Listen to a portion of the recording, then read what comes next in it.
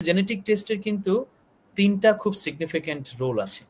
এবং genetic councillor হিসেবে আমি এই কথাটাই বলবো যে একটা হচ্ছে আমার নিজের জন্য যে আমার আগে থেকেই কোনো সতর্কতার অংশ নেওয়া দরকার কিনা এটার জন্য। আরেকটা হচ্ছে আমার যদি ক্যান্সার হয় তখন সেই সময় কোন ট্রিটমেন্টটা আমার জন্য সবচেয়ে ভালো হবে, ট্রিটমেন্ট ডিসিশন যেটা, এটার জন্য। এবং তৃতীয় যেটা সেটা হচ্ছে আমার পরবর্তী প্রজন্ম যারা আছে, আমার ছেলে মেয়ে যারা আছে, তাদের জন্য এটা একটা বিরাট রকমের রিসোর্স হিসেবে কাজ করে। ওনারাও যাতে একটু সতর্ক থাকতে পারেন, ওনারাও যাতে অন্যান্য স্পেকট্রাম গুলোকে অ্যাভয়েড করতে পারেন বা এড়িয়ে চলতে পারেন, এই বিষয়ে তখন উদ্যোগ নেওয়ার সুযোগ থাকে।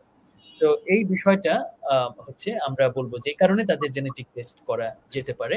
এটা ভয়ের কারণে না, যে আমার কি হবে কি হলো সেটার কারণে না, বরং আমি যাতে আরেকটু সতর্ক থাকতে পারি নিজের জন্য, প্রস্তুত থাকতে পারি যে আমার যে কোনো অসুখই হতে পারে। আমি ক্যান্সারের আগে আমি একটা জ্বরেও কিন্তু মারা যেতে পারি।